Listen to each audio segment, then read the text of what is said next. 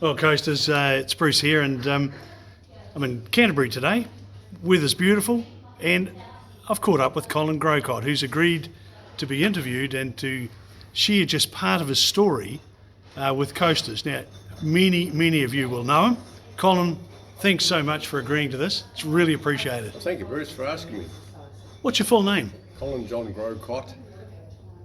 And My grandfather says we have a WC in the middle of our name. oh, we do. Oh, goodness me. Hey, whereabouts were you born? Hokitika. And whereabouts in Hoki? Hampton Street, I think. Okay, in the really old one. Yeah. When were you born? 1936. What does that make you now?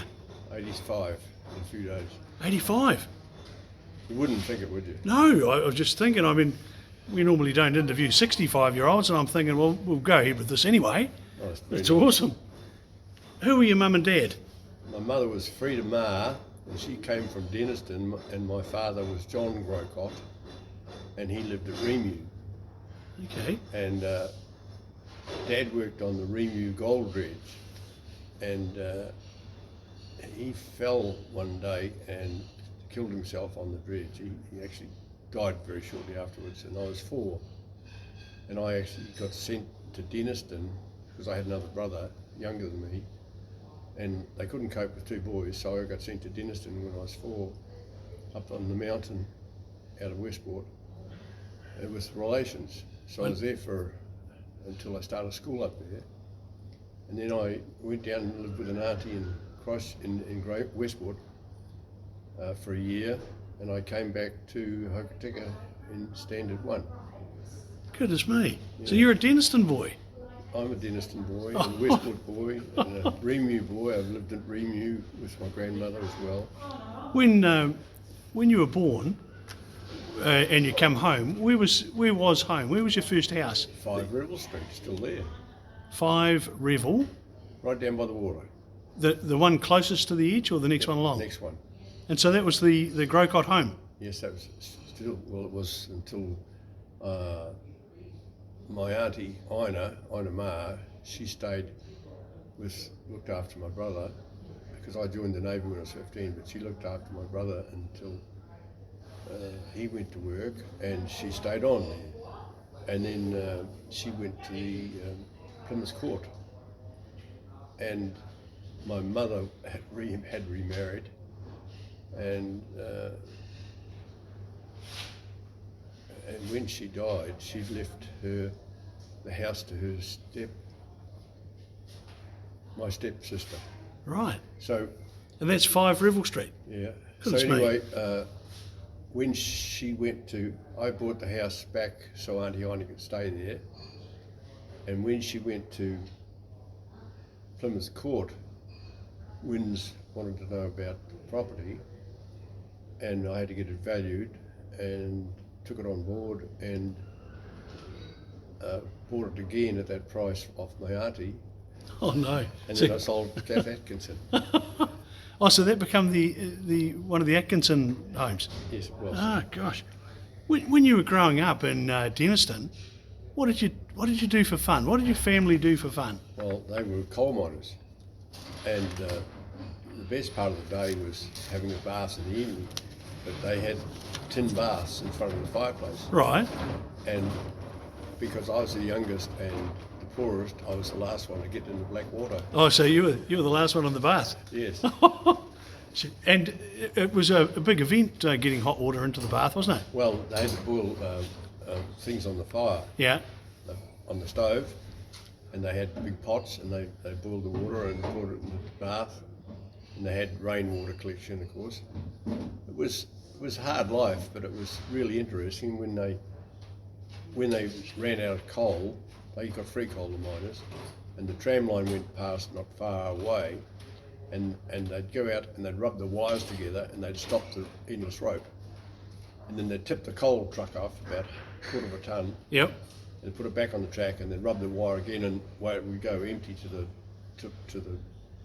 Denniston proper. A hobby because place. we lived at Burnett's Face, which was way back. These are famous areas Yes, they from are. a coal mining point of view. Yes. Did you now Look, I only found out your name was Colin about 15 years ago, and I've always known you as Skinny. Did you always have a nickname?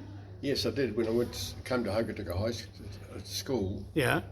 I started out in the primitives, in the standards, and then I got to high school, and I used to be called Skinny Growcott because I was pretty thin. Yeah.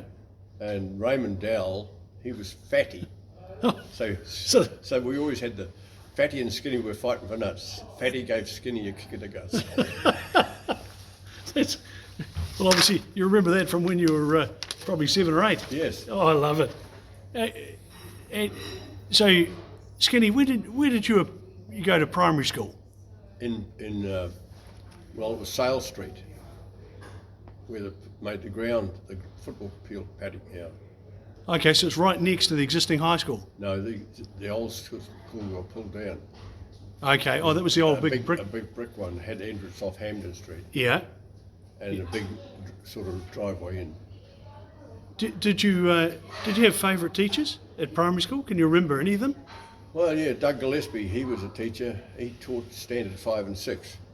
He was a grumpy old bugger, and he used to pick on me because I was playing up a little bit. Oh, I just can't believe that. And he used to give me the strap. Yeah. Give me the strap. But as I got older, after I was discharged from the Navy, I came back to Hokitika and I played golf. And Doug Gillespie played golf. And I used to play him for 10 bob a round, and I used to beat him, so I got satisfaction. Did you, were you a book reader in primary school? Oh, only what I had to read, yes. Just. Yeah. And what, if you had to read a book, what kind would it have been? Oh, adventure books. Yep. I used to go white baiting as a kid, and we used to ride the wall, the top of the wall on a bike down to the mouth of the river, and there was about 300 wide, and we'd ride our cycles right down to the mouth because the ships came in then too, and we lived at 5. Yeah. And we had a Woods' factory over the road, and the Occidental Hotel was there, and so you were right on a very busy we port. were allowed in the ship and everything. Goodness me. Yeah. And you said you went white baiting. You ever catch a decent feed? I did in later life. I can't disclose, but it was over a tonne. Was it really? Yes. Oh, good. What's that? 1,000 kilos? Yes. Oh, I love it. Hey, where'd you go to high school? In Westland High, Hokitika High it was, Right. and it was a big brick school in the same place as Westland High is now, but the entrance was off Hampden Street, and it was single story, big old cold brick place. And once again, any teachers that you can recall? Well, Doug Gillespie, no, I can't really think of their names now. What about mates that you went to school with? Any of them still around? Well, there's not too many. Now, you've done particularly well, haven't you? Really? Well, I have, yes. For my activities in life, I've done very well. What was your favourite subject at high school? Did you have one I there? think I liked maths. English wasn't much because I'm not a very good speller. Yep. And I made in Form 3. I made the first 15, and I played cricket, the 11. So I was sporty. You enjoyed your sports? Yes, I did. How would a close friend at that time in high school, how would they have described you? Were you a cheeky bugger, or were you a hard case, or were you quiet, were you reserved? I was a bit cheeky. Kevin Cowan was a friend of mine. Right.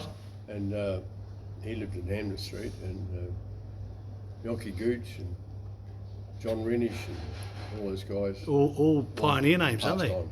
Yeah. Yeah. Goodness me. They were good days. As a kid, Skinny, what did you want to be when you grew up? Anything in particular? No, I didn't have any set plans until I saw the recruiter from the Navy when I was 15, and that changed my life. So that became your first job, basically, didn't it? I worked in the store as a delivery boy. Which store? I think it was Keenan's grocery store. So be Harry? Would it be Harry? Or Harry's dad? Yeah, I think it was Harry. Yeah. And then I worked for Dave Freitas on a Saturday night for one that was later too, as a barman at the pub, but that was after I got discharged. So, what made you join the Navy? Oh, looked exciting and a pretty smart uniform, and I met the criteria. I had a bit of trouble with the medical, but I got through it, and I joined in '51. So you're after World War II After World War II. and heading into the Korean War. That's correct, it was. I hadn't been to Christchurch, so there was not a big job. I caught the rail car to Christchurch. Yeah.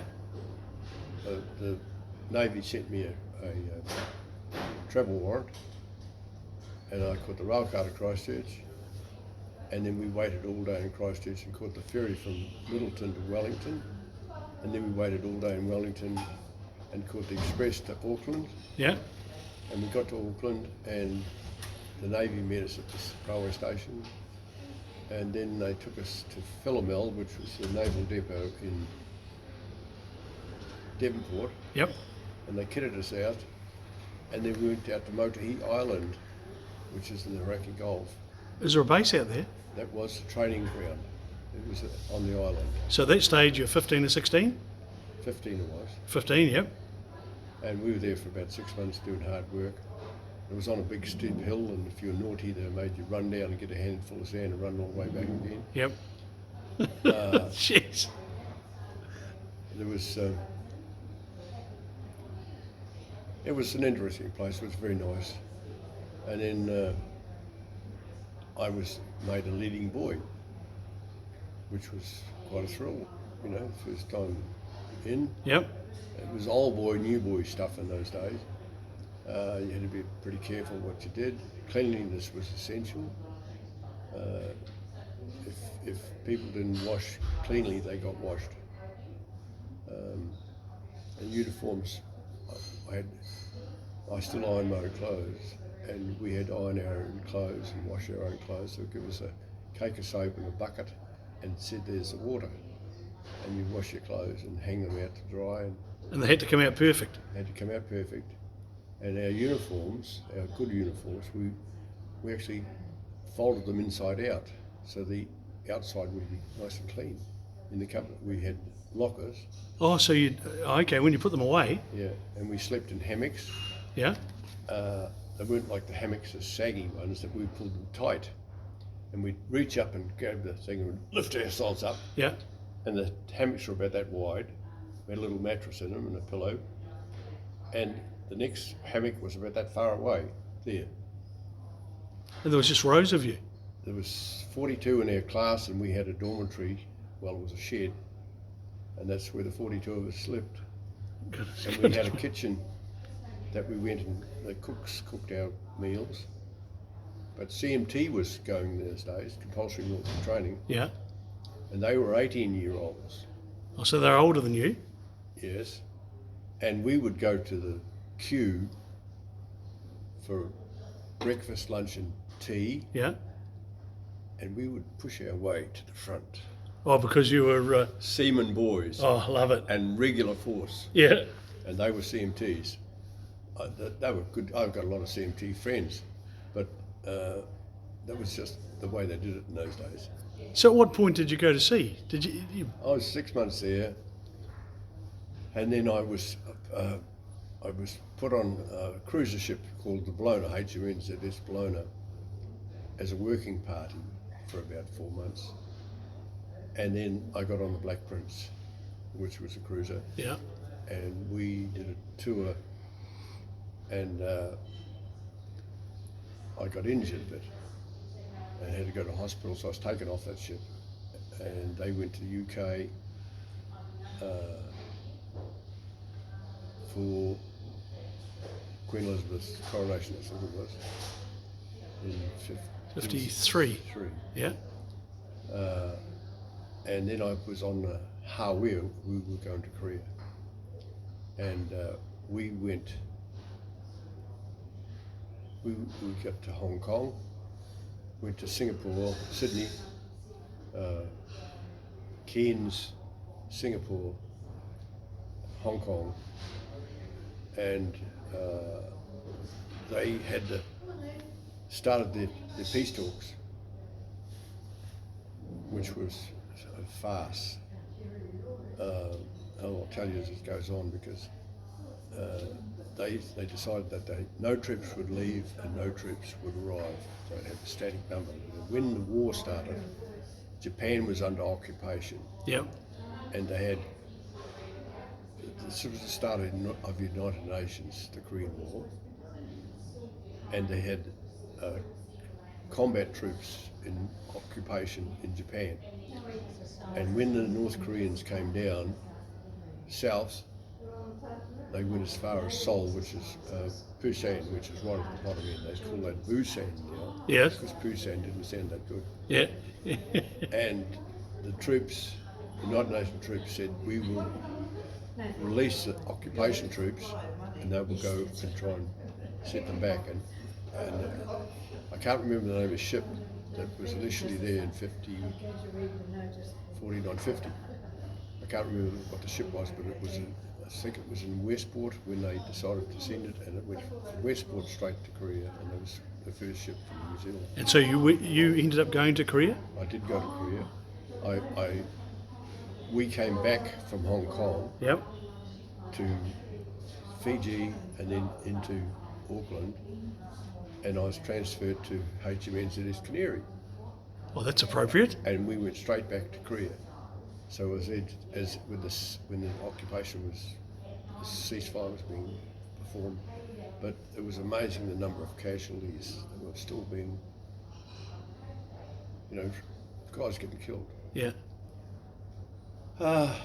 And we patrolled the west coast of Korea, North Korea. We had some fights with smaller boats. Airplanes didn't attack us in a sense. We got fired on in Malaya with small arms fire and machine guns on the way through, and we also went to Borneo. There was trouble with pirates there, and we confiscated stuff. But it was funny, Formosa and China were loggerheads, because China demanded that Formosa was China. Yep. And it's not Formosa now, it's called Taiwan, I think. No, I can't remember what the word is. But it's an island off China. Anyway, the British were trading with the British, with the Chinese, and the Formosans didn't like that, so they were... So they picked one. Yes, I picked on them. and we were there one day, and we challenged this ship, identify yourself or we open fire. This is New Zealand frigate, 4-inch gun we had. Yeah. And the word come back, this is American battleship, we have a 15-inch gun. Ooh, Identify yourself. So that was good. But then I went back and we went into Japan for a little while, and then we went over to Korea and we did this patrols for the, because the North Koreans were still, they decided on 30 hours parallel. And I never found out what happened, but there was an explosion on the ship, and I woke up in Japan in hospital with massive leg wounds. So I was in hospital for, in a British ward actually, Yes. British orderlies, and I was there for about, I don't know, might have been a month. And this guy came in and he says, "Hey Colin, are you Kiwi?" And I said, "Yes, I am." He says, "What are you doing in this place?" I said, "This is where I ended up." Anyway, he went away, and about half an hour later on, the most beautiful woman I've ever seen in my life come in, and she was an army nurse from Australia. And she says, "You're going to Australia." So they took me out and put me in the Australia ward, and then I was evacuated back to Australia Yeah. on a plane, and I was taken to a naval depot in Japan called HMAS Commonwealth, and I was there for a few weeks till they got the plane organised, and there was 6 of us on stretchers and about 50 walking wounded, people had been shot or bombed or whatever, and we flew from there to Manila, and there's a lot of Philippine people in this country now, and when I sometimes say to these girls here, where are you from? And they says, we're from the Philippines. I says, I've been there. Been there. And they say, what do you think of it? I says, it was a great place. So we stopped one night in Manila, and then we flew to Darwin, and the walkers were allowed to go ashore or off the airport. Yeah. And we were just on our stretchers on the tarmac, and somebody came out and says, what do you coppers want? Anything you need? And one of the fellas said, we'd love a beer. So this, after a little while, out came a forklift with a pallet of beer from Swan Lager, Western Australia. Yeah. And then we flew to Sydney and had a ride in the Australian ambulance through the city to Balmoral Hospital in Sydney. I was there for a few months until I could walk. I had like arm things with wheels. Yeah. And I didn't like it much because I didn't know anybody. I didn't have any money. I didn't get paid. Yep. All that time because I didn't have to spend money anyway. But Well, Colin, we hear lots of stories about mums locking up their daughters when the sailors come to town. My dad was in the Air Force, so he didn't think much of the Navy, and he didn't think they were as elite as the Air Force team, and he always said that the Navy boys were just people who never learned how to fly. But you must have had some amazing times when you visited various cities around the world. yes, the uniform attracts female Yep. body, and we were known as the senior service. The Navy is the senior service. Worldwide, everybody recognises that. As far as girls go, when we were in Auckland, we'd go ashore and we'd walk up Queen Street, and we weren't allowed to go drink. But the cops patrolled the hotels pretty seriously, and we'd see them going up the street, and Yeah. there'd be a couple of pubs behind them. And then we might see a lovely looking lady, and we'd have a chat, make a date Yep. for that later in the day. And one day I had 6 girls as dates in case the first 5 didn't turn up. Oh, I love it. I love it. Um, So during your Korean days, I mean, we've got people on the coast like Bill Henderson. He went to Korea. yes, he did. Bill Henderson and I were shipmates. Oh, He went to Korea before the one before me. And Bill Henderson, he was there in 51. yep. 1950, I think it was. He was in the army. And things, we all know what we're talking about. And Bill and I was invited to go back on a revisit a few years ago.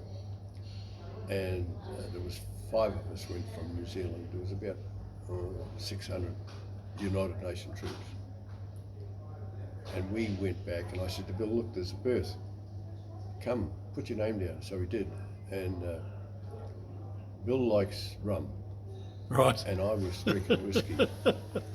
And I said to him, when the Korean government paid half the airfare, and the New Zealand government paid half the airfare, and the Korean Veterans Association paid for our accommodation in Korea.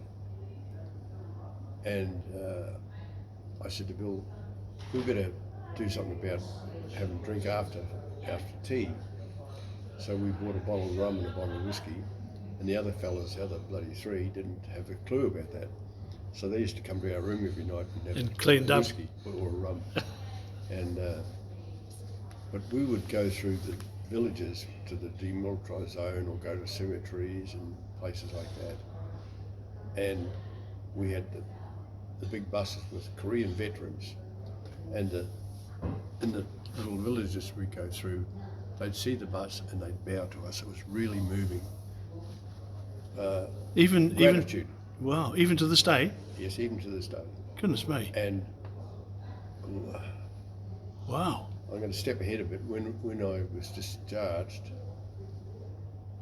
or after 5 or 6 years, I was in the Korean Veterans Association in Canterbury here. And there was a Korean businessman in Christchurch that used to give scholarships to veterans' families.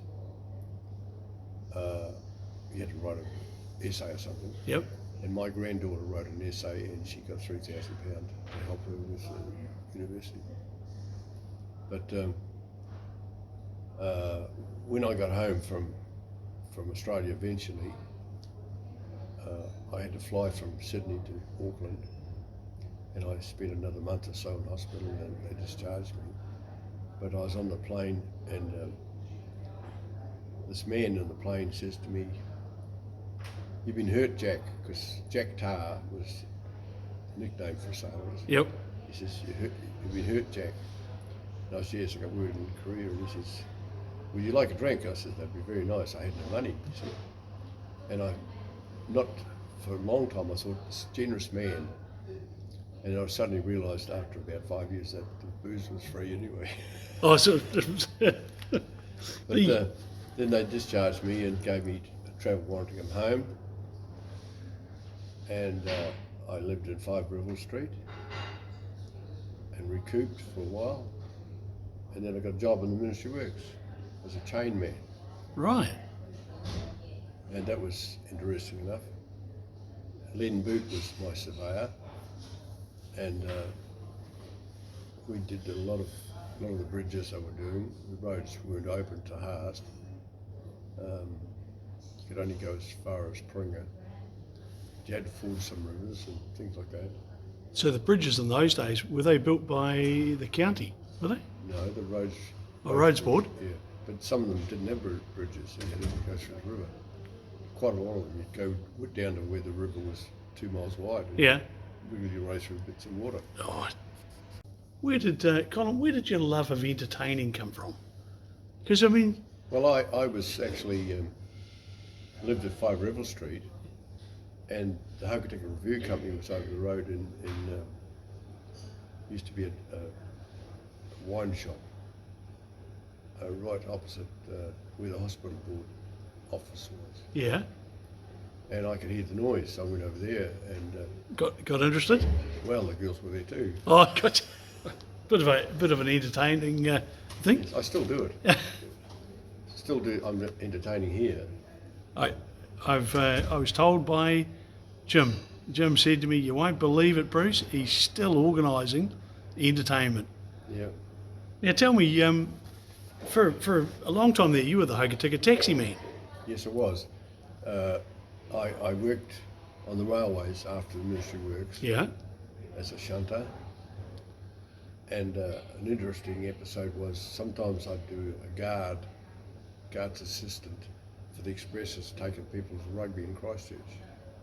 And we were on the train, the police used to get on the train, and they came in the guards van one night and they says, "You got any booze?" And he says, "No." And so they went through and they confiscated some booze off the travellers. Oh, and brought it back out. The guards van for us. Oh. We sat around and had a drink. Well, that'd be good trips, wouldn't they, going to the footy? Yeah, they were. You go to the footy and then you do the same job coming home again after rugby. And then my wife's Claire Schroeder, she was. Her cousin, her father started White Star Taxis. Gold Band taxis were after the Second World War. Yeah. Rehab loans for the returned men. And Harold was in the Pacific, so he started one of his own. So it was 4 gold band taxis and 1 White Star. And he sold the White Star taxi to Noel Lynch, who was his nephew. And was this in Hokitika? Yeah, So that was Harold Schroeder, wasn't it? Harold Schroeder. Yep, yep. Carl Schroeder's brother. Brother, yeah. And he sold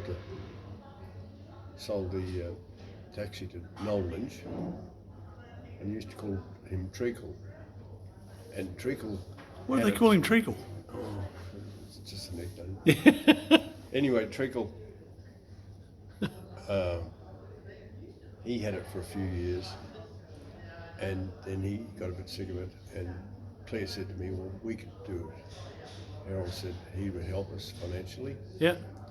So we bought the taxi, and we were renting the railway house at that stage. So we had to buy a house, and I went to the bank manager and borrowed £3,000 to buy a house. Was that a lot then? It was for me. Yeah. And I had £3,000 for the taxi. And Treacle said to me, he says, "It's not a bad job," he says, "but sometimes I haven't got enough money, and you've got to take fringe benefits." Oh, gee. Biscuits and things. Yeah, of course, biscuits and And so I did it for 20 years, and after about 4 years, Goldband asked if we'd amalgamate, and I said, "Yeah, that's okay." Yeah. So we amalgamated, and then we had a contract with a hospital to drive the ambulance when they required it. because you were the Ambo man for a long time. Yeah, 20 years. Was it that long? Yeah, and what they did, they just rang the taxi number, said we need a driver. So we had to do some first aid training, Yeah. not like nowadays, but we didn't have radios in the taxi, in the ambulance. And we went to Pringo, it was the end of the road, so you might go 6 hours down and 6 hours back. So anyway, they would call us up and the taxi, we had radios in the taxi, line of sight radios, and they'd say, "Who's available?" They knew who was first car, Yep. and you just go and grab the ambulance, go to the hospital. There was any garage at the hospital, and you'd go there, and then you'd grab a nurse off the ward, and away you go. And with the Ambos, they were big. Were they V8s or were they All V8s. And, all sorts of things? They only had one here in Hokitika, and because Hokitika was operational, the hospital then, Yep. and we bring all the patients here. And we did that. Well, when they closed the Hokitika Hospital, we had to take them to Greymouth, but we still went all the way south. And then after a few years, they based the ambulance at Haast, Fox Glacier, and Harry, I think it was. Yeah. And they're district nurses. And but at the same time as having the taxi, I decided I missed the company of the men, so I joined the fire brigade. And the fire brigade, our Hokitika Fire Brigade started in 1865, oldest volunteer fire brigade in the country. And when it was 100 years old, I was a fireman, and I drove the old 4x4 truck in the parade. And when we were 125 years old, I was a fire chief, and I was a fire chief for 11 years. I did 42 years in the fire brigade, and I was a fire chief for the 125 years. And when we went to the 150 years, I was the deputy chairman of the committee, and John Collett was the fire chief. Yeah. And so I had all those experiences behind me. I know they really appreciate it when you turn up for the Gold Stars. I used to do. I'm going over for one in February this 6th. That'd be Ants. Anthony Wood. Yeah, Anthony Wilson's, yep. Tell me about your, what got you into carpet laying? Roy Stevenson managed Addison's. He was, the Renton girls were Stevenson's. Yeah. And they had the shop. And he said to me, because I wasn't making that much money in the taxi, and I had other jobs as well. My wife got her licence and she drove through the day, and I was driving trucks for Piner with a rock wall Yep. in the River Street. And, That'd be in the 50s. yeah. And we pulled the piles out with a winch on the bulldozer, and the Cowrie piles were in good nick. Was only between the water, low water and high water was rotten. Yeah. So we cut that piece out, and we used to put them on the train and send them back to Whangarei, and they'd put them into smaller boats to carry logs. Oh, wow. And they were about 250 square. They're big, weren't they? Yeah, they were.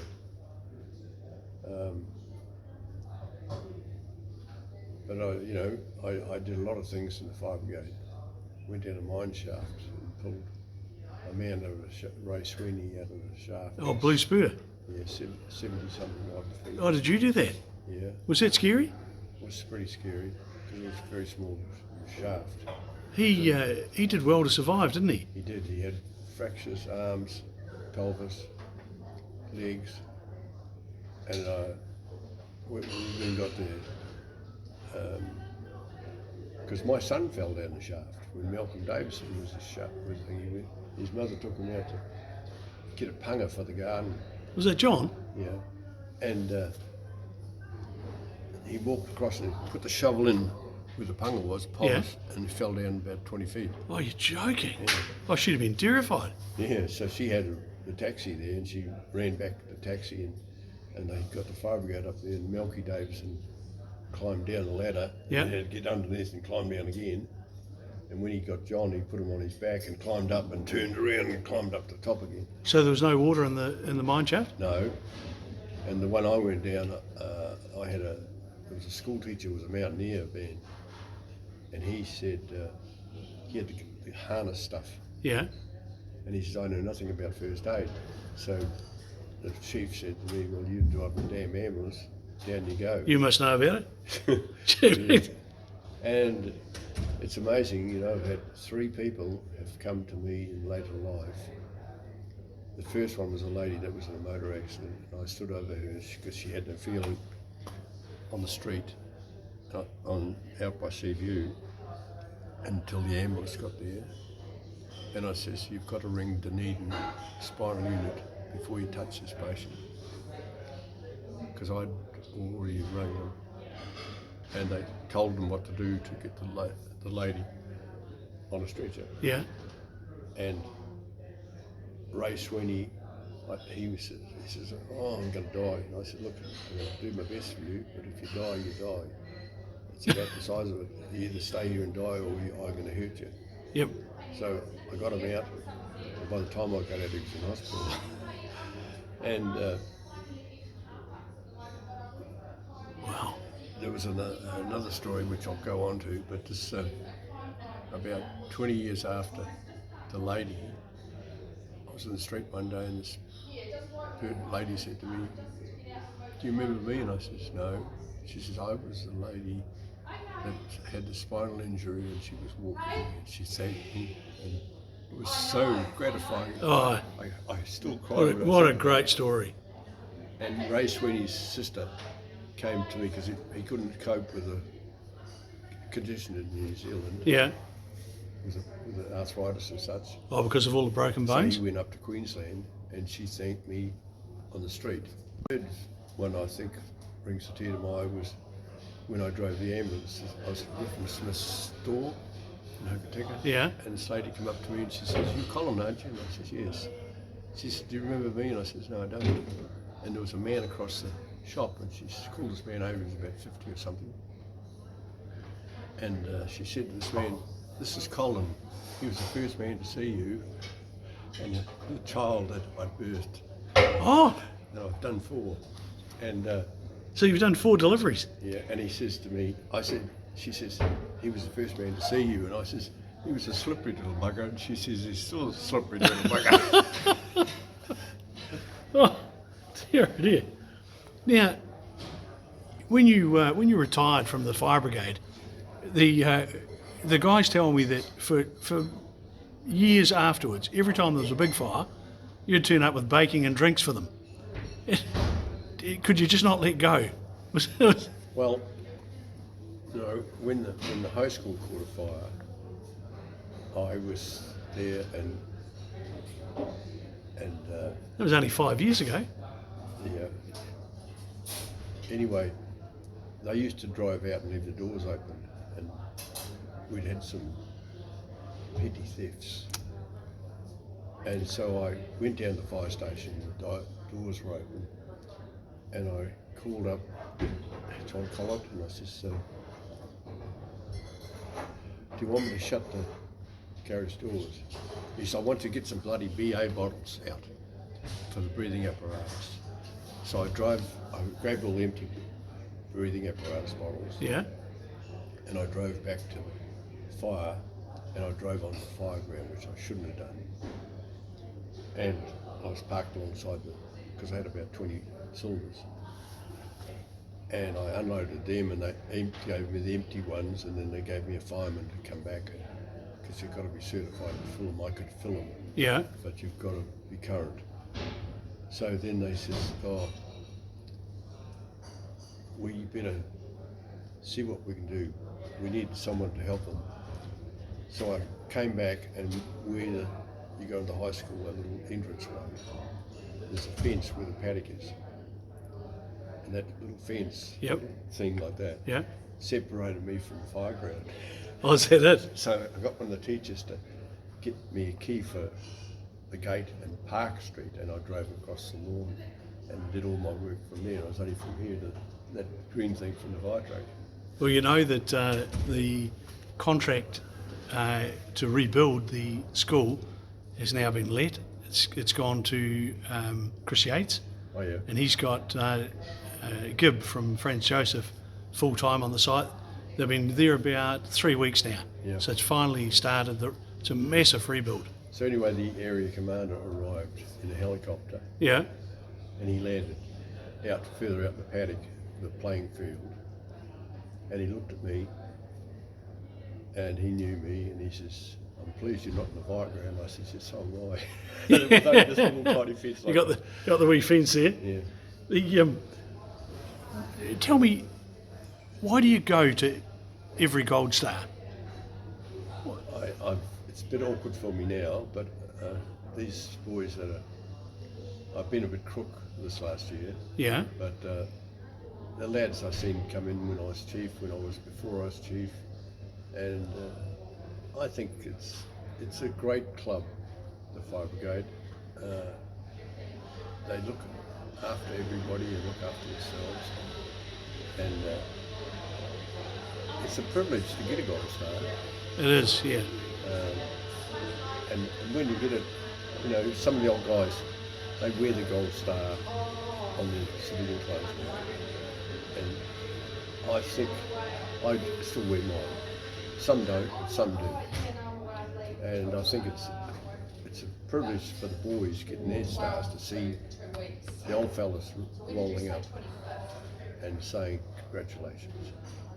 Hasn't the Hokitika Fire Brigade had the most extraordinary series of fire chiefs?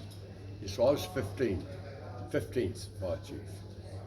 And then there was Graham McMillan,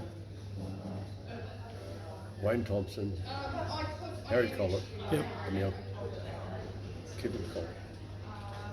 Now the Collett boys lived next to me. Harry Collett was my neighbour in Hamden Street. Ah, okay.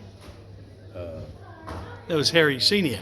Harry Senior. Yeah, of course. John's just Harry's John. Yeah. I'm the only one who calls him John.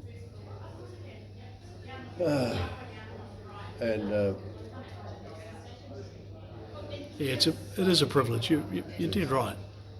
I've been active really all my life, and Peter Thompson, when he was the undertaker, he knew I could cope with stress and such, and when they had big jobs, they'd get me to take a hearse.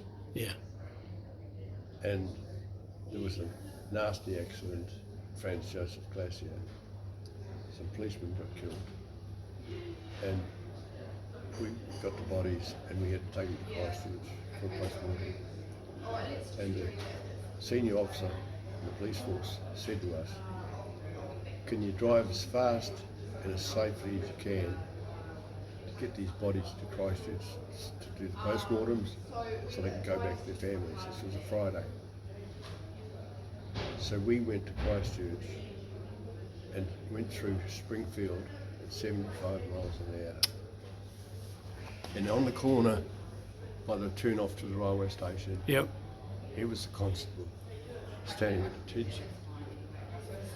And he must have been told where we were, and he went and stood there so no one could come out from Railway Road. I remember the crash and where they ploughed into the trees. It was just dreadful. A school, a friend of mine, Dadulin, was one of the constables on board, and he survived.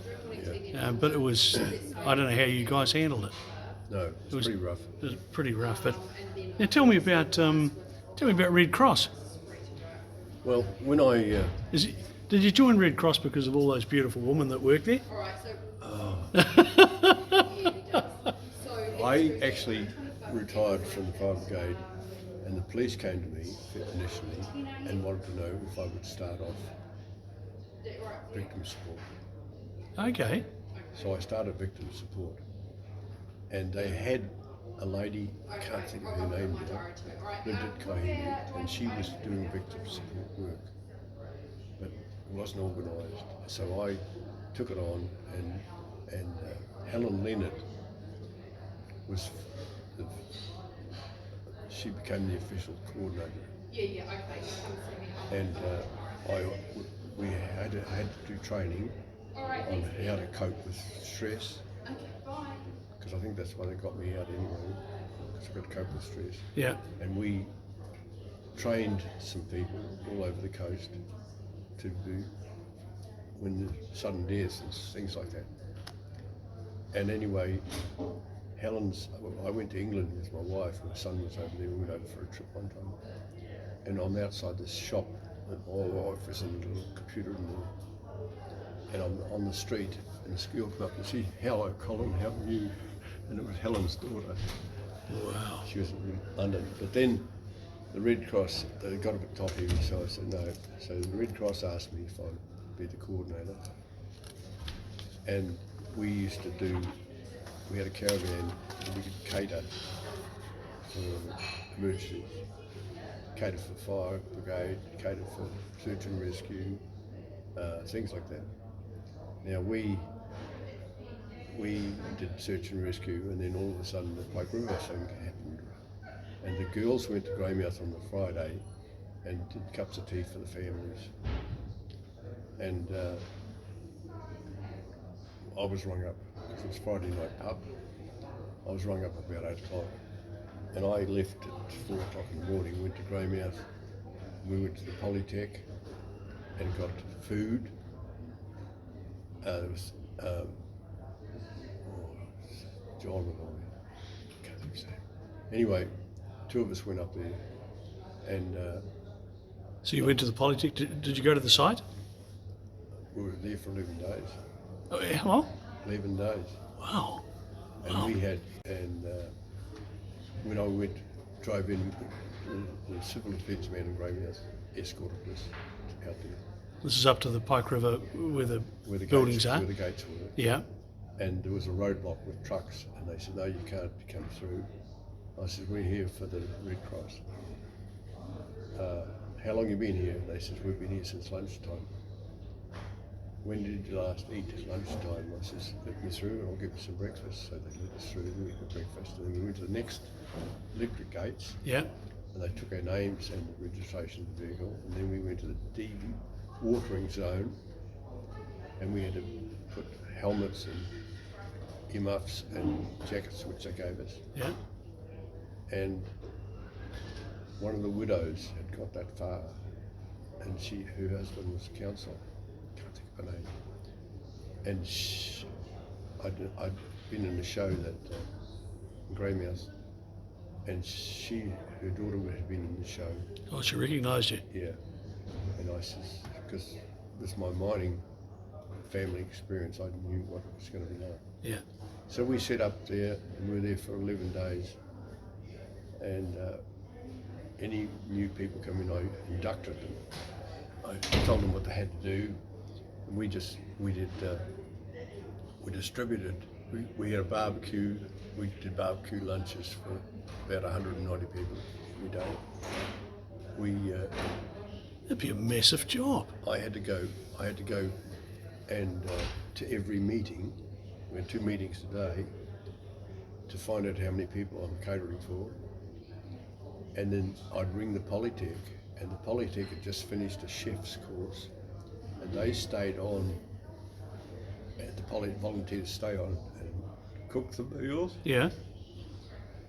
And I'd ring them up and say, I need 190 meals or 180 meals for tea, and they'd courier the stuff out in a van, and then we'd leave food for breakfast. We get home about 8 o'clock at night. And every morning we go about 5. And go back into it again. John Stett and I would. Oh, yes. And then the ladies came through, it's probably 7 o'clock they arrived there. That must have been really stressful. It was stressful.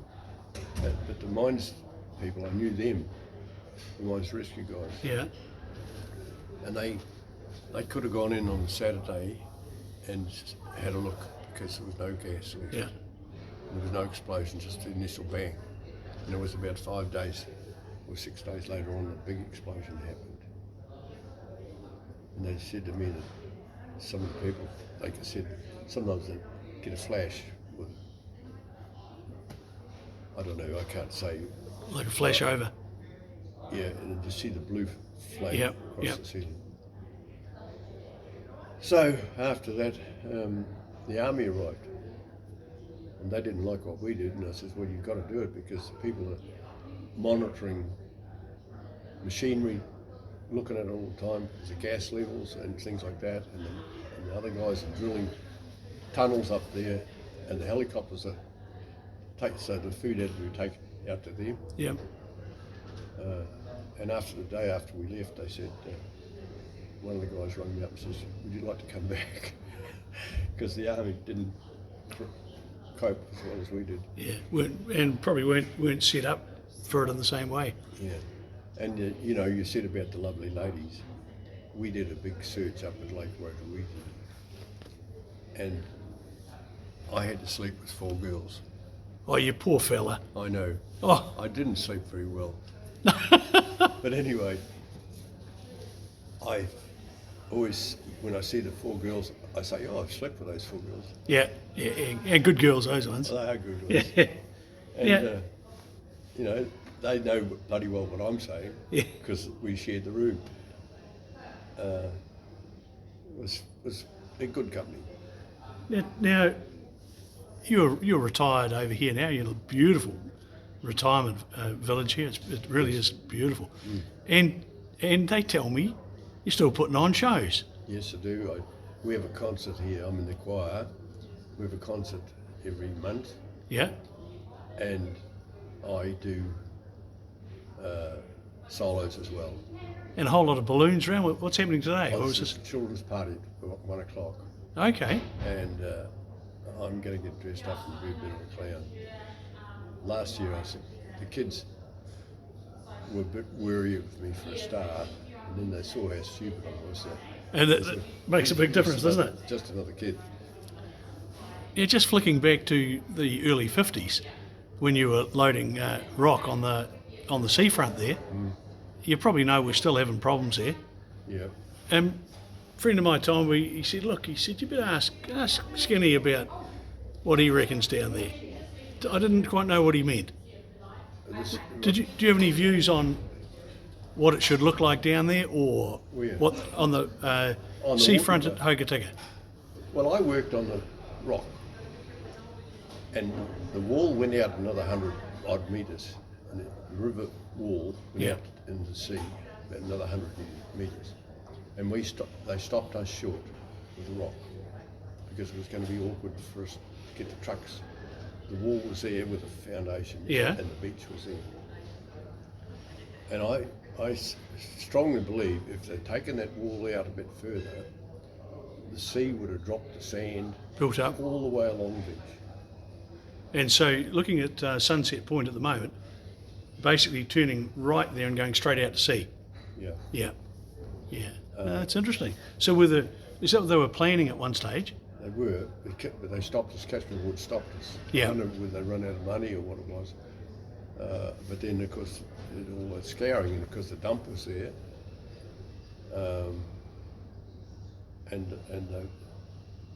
we saved the dump from the river, Yeah.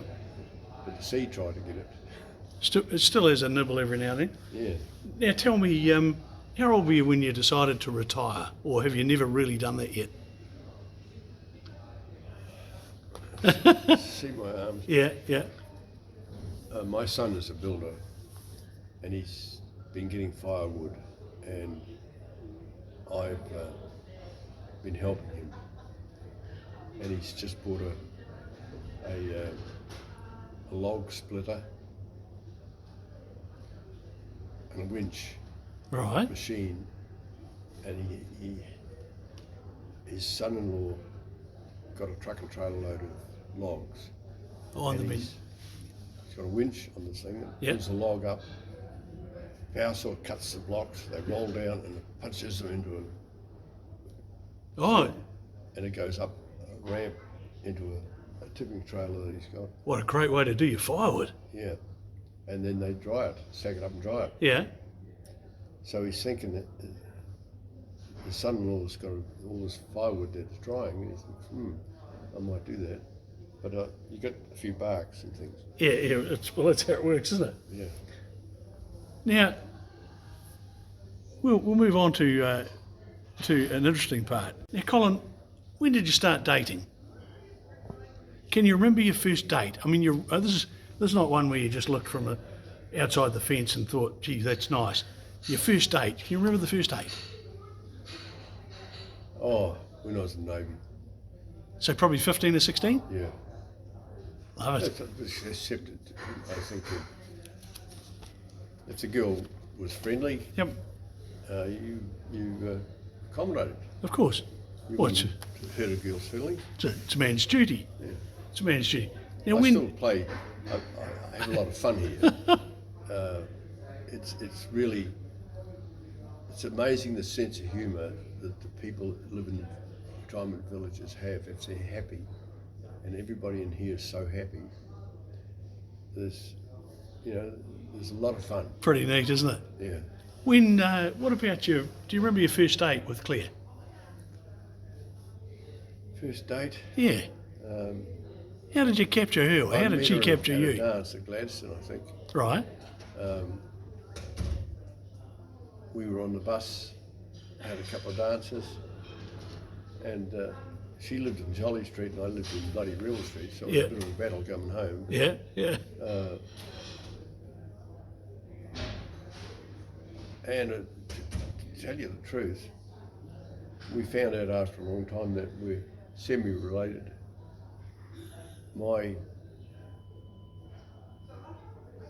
Claire's great-great-grandmother came from Ireland, and she was my great-great-grandmother as well. Oh, well, you're allowed to when it goes back that far. Of course you are. Now, so your first. When did you first meet her? Was it at a? At was a it dance. so at the Gladstone Hall there? Yeah, and then we sort of met in the reviews, Yeah. and I had to take, she was Catholic and I was Anglican. I was going to say, how did the Proddies and the Catholics get on I there? had to take lessons, Okay. and we had 3 children Yep. who've done extremely well, and my daughter's in Australia and she's got a pretty big job with the Heart Foundation, and David, my son's in Wellington. He works for a contracting executive things like surveying and planning constructions, and the son's a competent builder in Christchurch. Yep. He's building 2 $10 million homes. John's a good guy. He really is a good guy. So you had 3 kids together. Did you ever meet your grandparents? Yes, I did.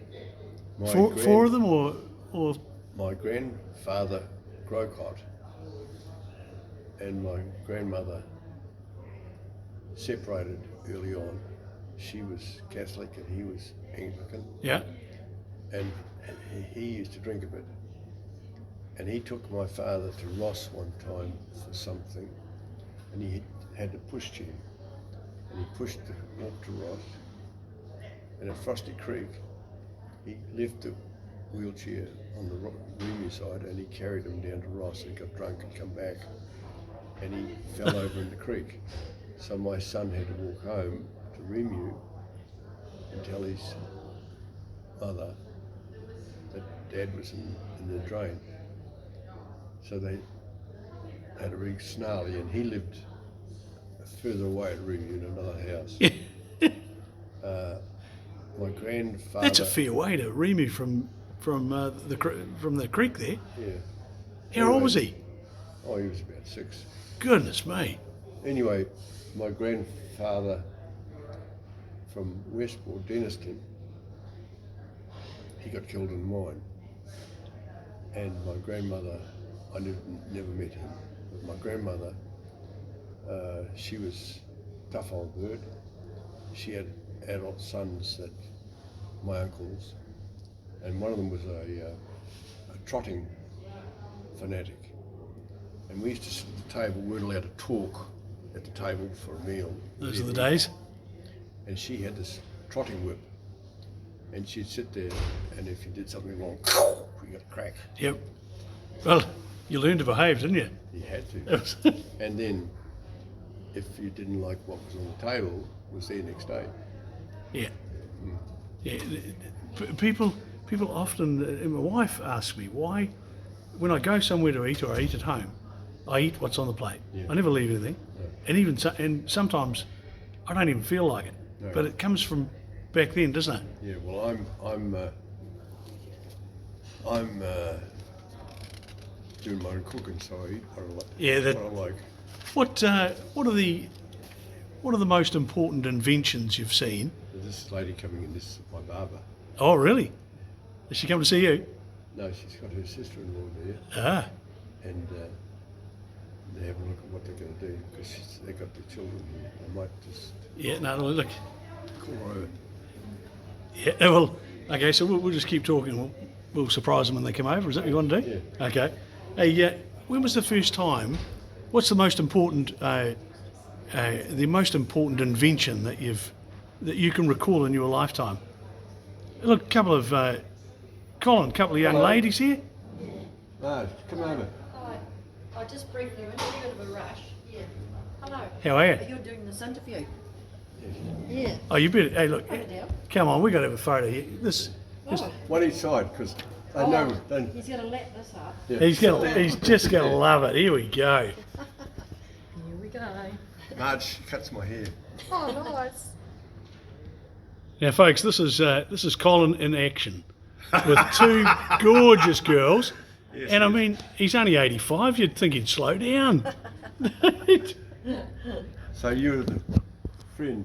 I used to work with Dell at Life Pharmacy. Oh, yeah. At Barrington. Yeah, this is Colin, and I don't know your name. Bruce. Bruce. Yes. He's the mayor It's of, nice to meet you. Bruce You is too. the mayor of Westland, Oh, yeah. Very good. but he's doing this Interview. interview. Are you saying nice things, or is he telling He's you? no. Look. Yes. Oh no. Look. Look. He's quite amazing, and I've got the benefit of having known him for many years, and some of the things I've found out today. Goodness me. Yeah. Even if half of them are right, I tell you what. Yeah. It's amazing knowledge. Well, I look forward to reading it. I'm sorry to be rushing, but we're just under pressure. with No, time. not a problem at all. Yeah, I've got my babies coming at Nice 12. to Yep. meet you. Yeah. Righto. Yeah, ta-da. Well, Colin, I like the look at those 2. Hey, Oh, they're the old girls. are they really? Goodness me. Now we're getting back to the inventions that you've seen since you were a kid. What's the 1 or 2 that have been the most important that you've seen in your life? Well, airplanes have moved a lot. Yep. When Brian Waugh was flying out of Westland, he started the West Coast Airline. Yeah. and they used to fly down and land on the sand, Nasty. and people would come there. See, the Gale, the ship used to go to Jackson's Bay and go to Bruce Bay, and they'd put the cows in a float and drag them out and lift them in the ship. And Brian Moore had a Domini, and we went to Mount Cook one time for a weekend, 8 of us or something, and we landed on the Mount Cook private airport, Yeah. and they were a bit towy, and they growled at us. But anyway, they could see what good sports were. So when Brian came back to pick us up, he was allowed to land again. And the plane was a bit smelly on the way home, and Brian just put his head out the window, flew with his head out the window. But you know, things have moved along. Motor cars have come and gone. 1936 Plymouth car, a year after I was born. Oh, And I used to take all the wires and put them in the oven at home so they'd be dry for the next day. Put a sack over the motor and all that sort of stuff. imagine what that'd be worth now. Yeah, Should be a fortune. I suppose. Did you ever meet? Was there anyone in your life that you met that changed your direction, changed the way that you wanted to go? Well, I have met some prominent people that have put me on the right track. Names have gone now, the memory's not so good. I think people are. I think somebody who comes across a person who can guide you is blessed. It's a great thing. Yes. Absolute great thing. Well, there's a man here. He came from Holland, and he's got a pilot's license. Yeah. And he's got a practice machine in his apartment. Oh, he's got a simulator. Simulator. Oh, wow. And I was, the other day, I had a little thing for picking up little bowls. I play bowls. Yeah. Because it wasn't sitting right. And he says, no, you can't do that. It's made that way so the balls don't roll off. But anyway, he come back and saw me. He says, I see it's a bit sloppy in the things. So half an hour later, he'd taken it apart, drilled some holes, put some new bolts in it, and it was sharp as anything. And got it sorted. Yeah. How would you describe your sense of humour? Oh, I'm pretty happy. Your smile has been constant for the last 40, 45, 50 years that I've known you. It's never changed. When I joined the Navy, they used to call me Smiley. But I can understand that. Yeah. I can certainly understand that. Now you've been lots and lots of places. What's the most beautiful place that you ever went to? Oh. Well, Switzerland was nice. Ireland was lovely. I was in Ireland with my son and daughter-in-law and my wife, Yeah. and we did the circumference of the island. And we stopped at a pub one day, and we went into the pub, and in the bar was the ugliest man I've ever seen in my life. And I went up to him, I says, can I get my photograph taken with you? And he says, not at all, everybody does. For that reason. Was he that He was bad? ugly. Oh. And our best place is New Zealand. Really is. Yeah. Hokitika was good, but I'm restricted now, and Christchurch is good. This place is really Oh, Christchurch is lovely, and the coast is lovely. I'm amazed at the amount of breeze and wind that's here. Yeah. That's all. Is there anything that you haven't done yet that you really want to do? I've dived. I haven't parachuted, but I've abseiled out of helicopters. Yep. Done rescues. I was at the Russian helicopter crash, and that was pretty ugly. That was in Grove Swamp. Yeah, and it was 15 feet from the rotor head to the wheels when it was on the tarmac. It was upside down, compressed, and we sat on it with our legs on the ground and ate our lunch. So it must have been under, must have been 300 or maybe 600, less than a metre. Yeah, yeah. That's terrible. But it was buried, of course. Yeah, of course. So as we, Colin, as we wind this up, there'll be a lot of young people that follow the Coasters Club. We have 300,000 video views every 7 days. We've got 25,500 members. Is there a lesson in leading a happy, contented life that you could convey to them? Is there a set of rules that you could pass on? I think I like to be polite, and I say g'day to people, and sometimes they say, shouldn't do that, but I said, well, what the heck, if they don't answer me, it doesn't matter. And sometimes I get a smile. I do walks around the street here, and I'm striking people I don't even know their names, and say good morning. I might have seen, there's one lady I've seen 5 times, and she tells me she's got a 28-year-old son who's handicapped, and she gets him awake in the morning. He's very sick at the moment, but she told me yesterday he's very sick, and she says I wake him up and give him some breakfast, and he has another little sleep. I go for my walk around a couple of blocks, and people don't mind telling you if you're interested, do they? A smile costs nothing. Yeah. Do you find that in the city, in Hokitika, you walk along the street and because everyone knows you, but you walk along and you go, g'day. What's it like in the city? They still do the same? Not really. After the interview, I'll tell you a story about an accident. But it was good. I went back to Hokitika for RSA something, and I left the RSA club rooms. I went down past the Workmen's Club down to Rebel Street, back up to the Hotel Westland, come back to the clock and back in the RSA. 5 cuddles. 5? 5. That's 2.5 cuddles a kilometre. Yeah, I know. I That's was in a hurry. that's a good effort. That's a good effort. Hey, what age has been the best in your life? When's the best age? Well, if the body was strong, I think now. Yeah. But I've had good times. I've worked on helicopters. I've shot deer for a living. I had a greenstone claim before the married people had Arahura River, but I was up Old Broad Creek. I had a claim there. Oh wow. So what age would you have been there? Is it 40s? 40s, Yeah. Yeah, reasonably fit. Probably pretty fit actually.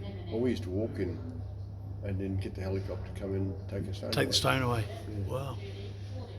Well, Colin, thanks so much for taking the time to share just a fraction of your story. Yeah. I brought some notes there. I didn't I'm going to get to them with my camera. But coasters, while you're watching this is going to be spread over 7 weeks. It'll be on one night of the week, and I'll let you know what it is at 5 o'clock. You'll find the full interview on our YouTube channel. So the full interview will be there. All you've got to do is type in Colin Growcott, a coaster, and you'll find it. And I'll be giving a copy to the Hokitika Museum and one to Colin and his family. So, Colin, really appreciate you taking the time. I know it's short notice, but it's wonderful to catch up with you. And you enjoy the next. I'd love to interview you at your 100th birthday. When you get probably. Well, my cousin died at 95, and it's my aim. Right. So you want to beat that? Now you got to get to 100. Then I'll be able to photograph. If I'm still around, I'll be able to photograph the letter from the Queen. Yeah. Well, I've got one already. Oh, really? I've got a Queen Service Medal. Wow. Plus life membership of the RSA, life membership of the Red Cross. Yeah. Well, that was part of my research that I never picked up. So it's Colin Growcott QSM. Yes, it is. Wow. Well, they don't chuck them out in a Kellogg's cornflakes box. No. I got that through the photograph. Yeah, of course, and numerous other things. Yeah. Well, Colin, you look after yourself. Thank you so much, and I'll come back in a year or 2 years and we'll do it again. I don't think it's St. Bruce.